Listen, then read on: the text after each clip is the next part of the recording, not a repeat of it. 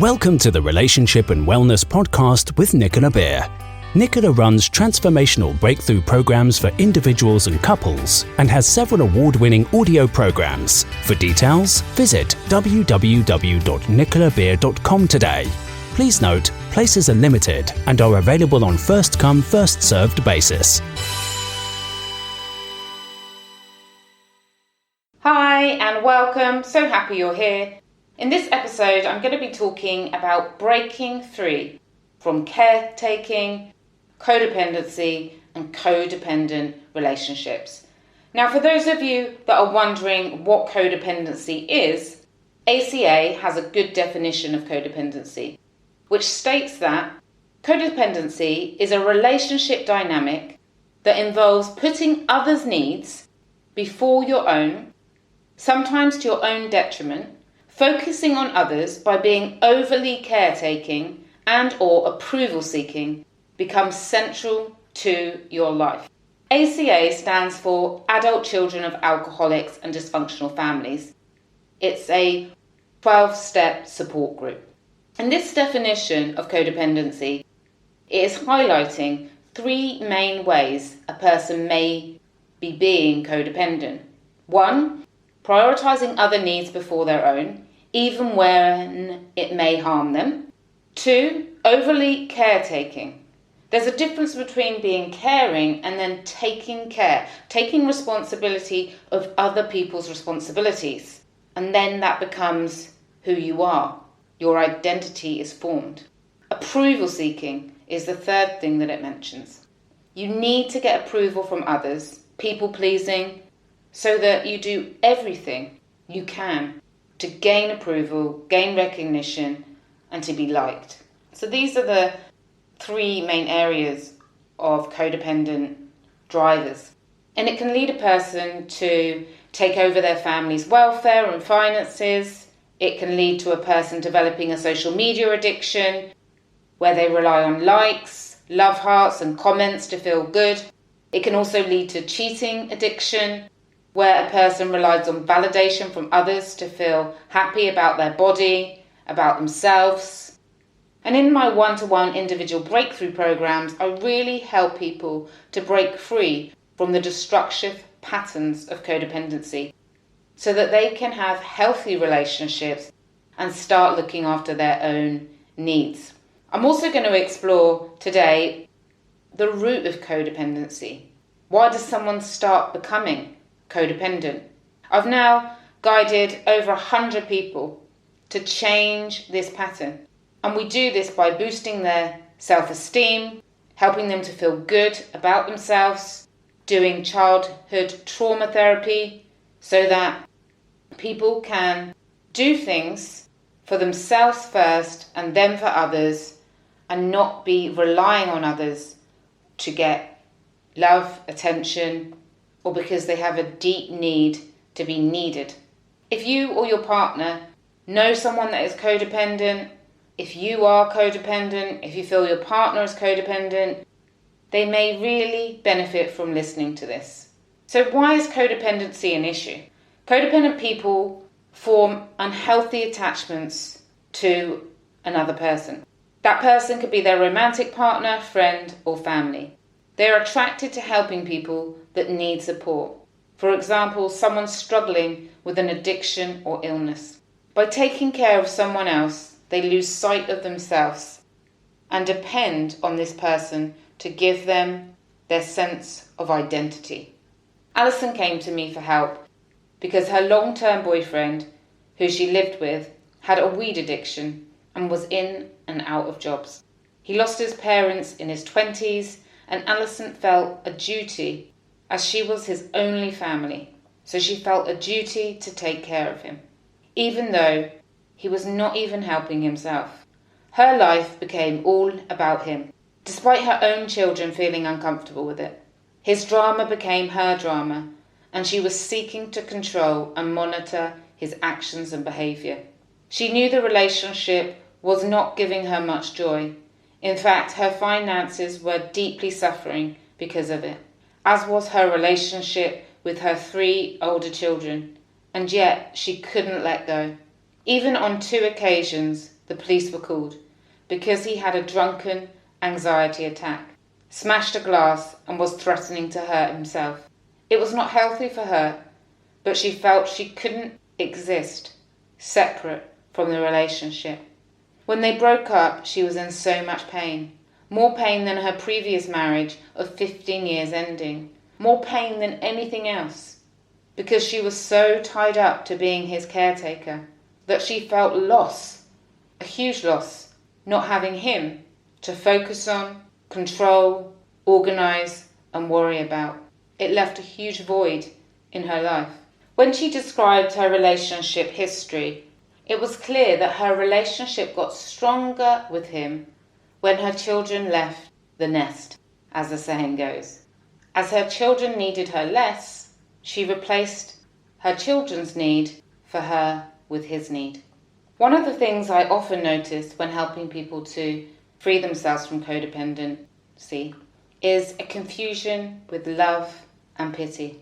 They mix up love and pity. They love people that they can pity, and they feel like it's real love. Alison took him back again and again, despite his broken promises that he would try to find a job, make an effort to contribute to the household, and be there for her.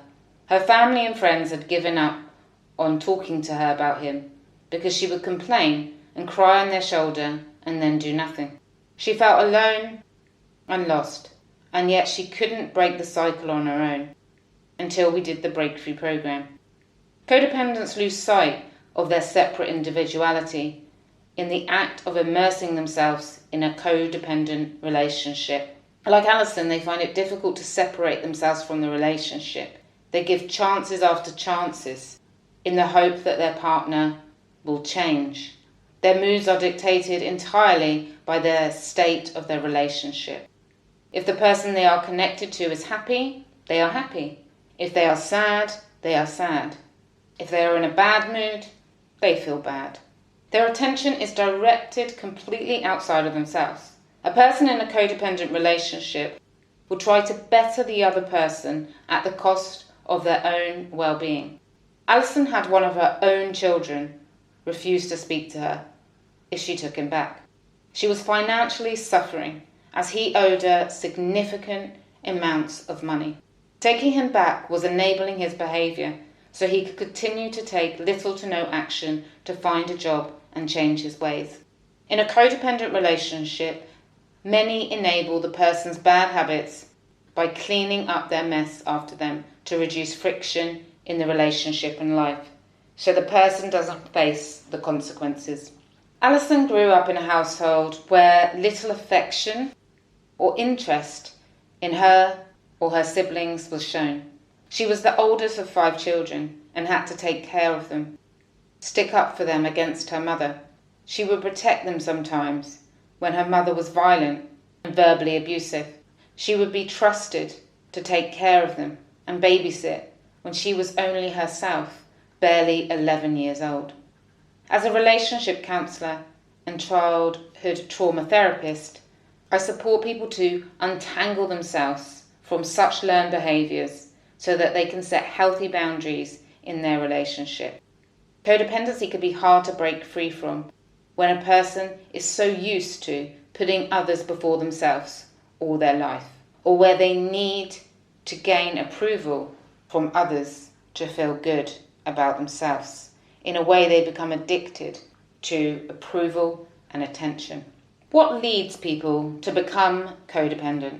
Codependent behaviours are formed in childhood most of the time. It often starts when a child has to become responsible at a young age, perhaps to look after their siblings, parents, or themselves. They take on a caring role very early on, and it becomes a way of life, where the child needs to step into the role their parent or guardian would normally take. Those that have this codependent relationship with their main caregivers are often drawn to similar codependent relationship dynamics later in life, with romantic partners, family, and friends. Often a child has no choice to take on such duties. It becomes a way of surviving.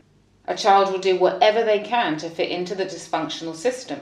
And then, They may learn from this that I get noticed or praised when I don't think about my needs, or in order to survive, I have to just completely squash down my feelings, my needs. One lady I supported shared that she didn't look after her mum because she wanted approval. She had to look after her mum. Her mum was an alcoholic and could not look after herself. She did the cooking, the cleaning, the organising, even managed the finances, and took her mum to bed, often when she stumbled in a state. Through adopting a codependent mechanism, a codependent coping mechanism of putting parents, siblings, others' needs before themselves, they learn that their requirements come second. And this habit forms where they put aside their own needs in all their relationships. They consistently put others before themselves. In some cases, the parents create a codependent relationship with their child because their husband or wife is not there for them, where a child becomes the emotional, psychological, physical, or financial support to the parent. It often starts as a shoulder to cry on by a parent through separation or divorce, and then the child becomes attached to their role of caring and nursing as it makes them feel important and secure. One man I worked with was unable to say no to others, and even other women, which was harming his marriage. He felt he needed to look after and protect others because he often had to protect his mum from his father's physical abuse. Finally, the domestic violence stopped when his father left when he was 14 years old, and he became the man of the house. He had to work 2 jobs plus school and took charge of the family. Everybody relied on him, and at first he liked this recognition and power, but later on in his life he felt burdened by it all because his family, sisters, brothers, aunts, uncles would come to him with their problems. He sent money to them and he felt burnt out. Who is there for me? He often asked himself. He was giving everything and getting nothing back as he saw it. He felt alone and empty. His wife was fed up and she felt unloved because his time and energy and money was spent on his family.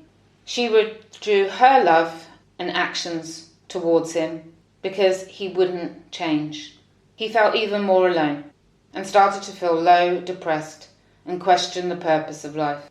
Often with people that are codependent with their family, it can really cause strain on a marriage because their husband or wife doesn't understand why they do so much for other people and give little attention or time to their main primary relationship and family.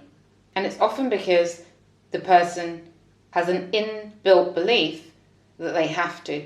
Because as a child, they had to survive the dysfunction. If you or someone you know is suffering with this, it's great you're here listening to this because awareness is the first key to changing. Whilst codependency is often created in a dysfunctional home where the child's needs are sidelined because the parents are abusive or addicted to something, or because the parents have to put other things before their children. In the case of low income, no income, they have to go out and try and earn extra money to survive, or where the parents are looking after a disabled child and all of their attention is looking after a child with disabilities, or where one of the parents is physically really unwell or emotionally really unwell, where they can't fulfill the responsibilities that may be required of them. It can also come from a person's first experience in a romantic relationship. This is where a person falls in love with somebody. At the beginning, they're both doing loving actions for each other, and then it becomes a one-sided relationship where they start to take on the role of supporting their partner. And Another example is addictions. Addiction can result in codependency. Dealing with an addiction of any kind can lead to codependent behaviours of the person who is in a relationship with the person that has an addiction. A partner may become the de facto caregiver in many situations because of the other person's addiction. This isn't only alcohol or drugs, it can include food addiction, where a person becomes obese and can't help much, or a person addicted to gaming, gambling, shopping or working and are not present for the family. Where one person's primary relationship is with the addiction, it can leave no choice but to take over the day-to-day functioning of the house, the children, the finances, and often a codependent person in a relationship with someone with an addiction may also try to salvage things for their partner when their addiction interferes with their life in the outer world. Rescuing their partner over and over reduces the incentive, of course, for the person to stop the behaviour, so it reinforces the codependent pattern. In this process, their own needs often have to be disregarded as they take on all of the duties, responsibilities for everything. If you find yourself in a codependent relationship because your partner is addicted, then getting some help is really important if you do want to make a change. Often people think that the person who needs support is the person with the addiction. However, it's actually very damaging for the person looking after, caretaking for, worrying about their family member, friend or partner with an addiction. Self-esteem and codependency are highly linked. A child or adult in a codependent relationship gets their sense of self-worth by doing things for others and pleasing others. In doing so, they lose themselves and put their own needs to one side, as we've discussed.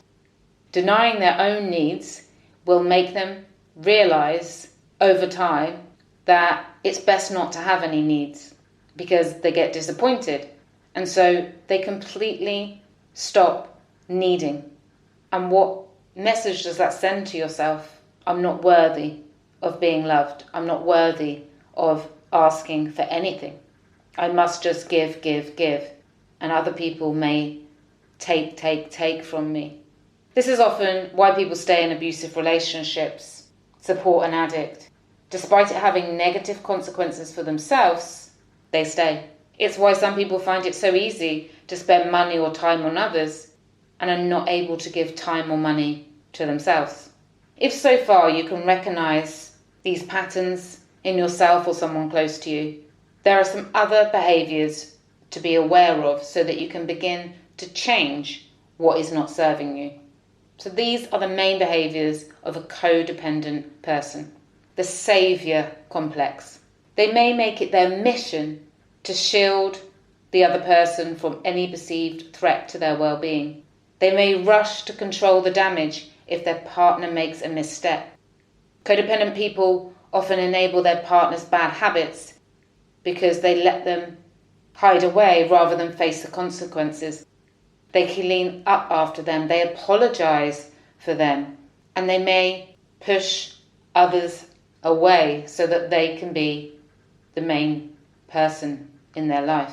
They often have controlling tendencies. They consider a failure on their partner's part their own personal failure, since they derive value from taking care of that person. Of course, it can be a friend, it can be another family member, like a child, parent, sibling.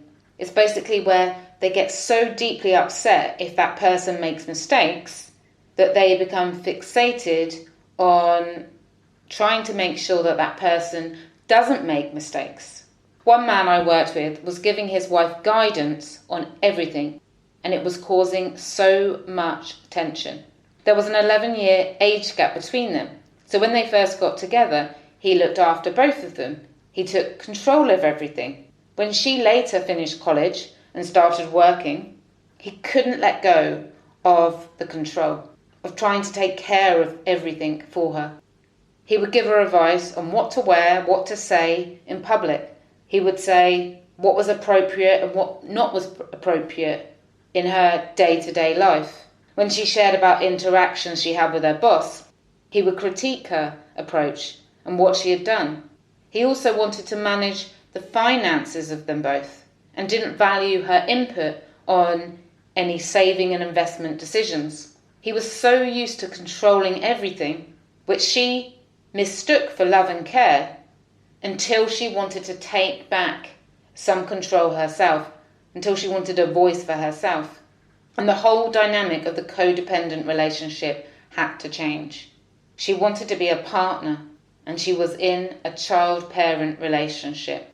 And he struggled to release that control. However, when he realised that he may lose her completely and their family unit that they built together, he was willing to change. Perfectionism is often common, a need to be perfect all the time. It's hard for people who are codependent to take personal criticism because they often have low self-esteem and take it so badly. They have a need to be recognised for their ability to look after others, for their ability to be in control of all situations, to think of all situations. Lack of boundaries. Codependent people struggle to say no to others, either through fear of losing them or because they seek approval and being liked. They will extend their time, energy and resources, often to the detriment of themselves. They, as I've already mentioned, often ignore their own needs. So many people I've supported to break free of the codependent pattern admit that they miss their own doctor's or dentist appointments. They eat fast food on the go as they're so busy. They rarely make time for themselves to relax. They don't see their friends. They've stopped their hobbies. They allow their other important relationships to suffer. And low self-esteem, which I've already mentioned. However, it's so important to change this. I'm going to mention it again.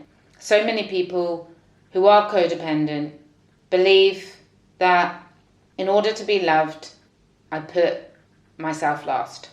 They get their self-worth from putting themselves second, which keeps them stuck in a never-ending loop of feeling that they need to do more and more to gain respect and love.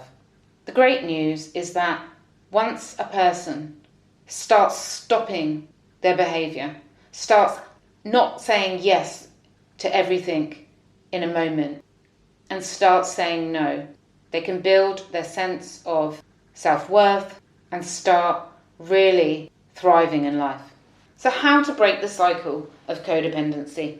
It's actually fairly simple, although not that easy to do for many because of their need to please others, gain attention, and lack of self-esteem, which is so ingrained, they don't know how to be any different in a relationship. And that's why I always use my 3-day breakthrough program to create lasting change, because talk therapy often isn't enough. We can often intellectually understand our behaviour. We can empathise with ourselves for why we do it. But does knowing change? For a lot of people, it doesn't. It's a great first step. However, if your unconscious mind, the part of you that controls all of your thoughts, your feelings and behaviour, is wired to act in a certain way because it's become a survival mechanism for you, it needs to be understood and changed at a deeper level. Because a lot of codependent people realise, okay, I should not help my partner so much. I should put myself first. Yet they don't do their own shoulds. They understand, and something blocks them from saying no. Often it can also be a fear of abandonment, a fear of being alone, a fear of not being needed that needs to be worked on. So that being said, here are some tips for you. First, start breaking your codependent behaviour patterns by refocusing your attention on your own needs and raising your self-esteem. There are many ways that you can do that. Here are some examples. Nurture your other relationships, people who lift you up and care for you, People that are your friend because they like and love you and don't want anything in return. People that make you laugh, smile, and that you can just relax with. Often codependent people neglect their nurturing relationships as they are busy being codependent in other relationships. If you feel like you've lost your friends or you want to make some new friends, then join a group class or a course where you can meet like-minded people and get to develop some new friendships. Begin to value your own time. Time is so precious. Spend some time doing things that used to bring you joy before your relationship. Get some new hobbies if you feel that there's not enough going on in your life. Find new interests. Learn something. Some people I've supported begin learning languages, gardening, cooking, astrology. Some get into boxing, triathlons. What would be interesting for you? Childhood trauma therapy can be useful if you recognize codependency coming from your childhood. Often the reason people suffer in adulthood because of what happened in their childhood is because they deny anything happened. They deny their own truth. And when you deny your own truth, you're in conflict with yourself. And it's often only through acknowledging what's happened that people can then change their behavior. It's not to blame anybody. Our parents are often doing the best they could with the emotional resources that they had. They didn't know any better, so they couldn't give any better. So it's not about blaming. It's about coming out of denial, recognizing perhaps that you don't value yourself, that you do have a need to be liked by others, that you're scared to be alone, and work through that so that you can feel confident and make healthy choices, set healthy boundaries and relationships for you. If you are suffering from abuse, it's so important that you get help. Reach out for support from someone that you really trust or a help service in your area. If you would like to learn more about my breakthrough program, my childhood trauma therapy, then you can find out more on my website. It's so important to deal with the past if it is affecting you now. Often those that do find a new purpose and meaning in their life. They start living for themselves. They take on new, exciting projects and challenges.